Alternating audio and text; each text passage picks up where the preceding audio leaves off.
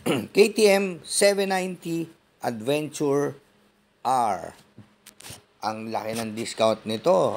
Parang 480,000 na lang makukuha nyo to. Napakagandang bike, 800cc. Ayan o.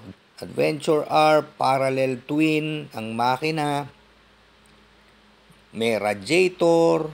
Tapos, yung gas tank niya is talagang left and right.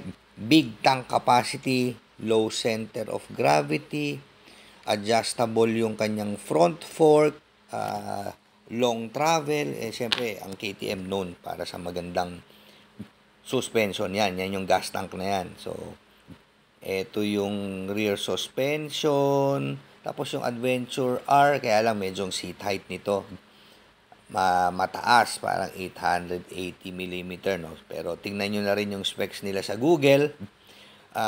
Kung mga 5.5, 5.6, medyo mahihirapan.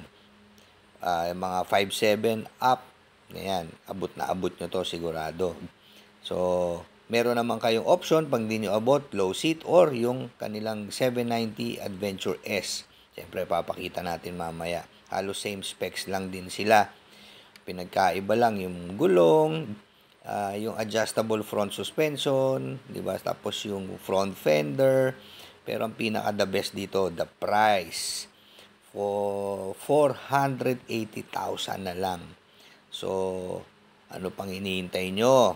Kami, nakapag-reserve na kami sa 790S at saka isang 390 Adventure. Parang yung 390 nagkakaubusan na.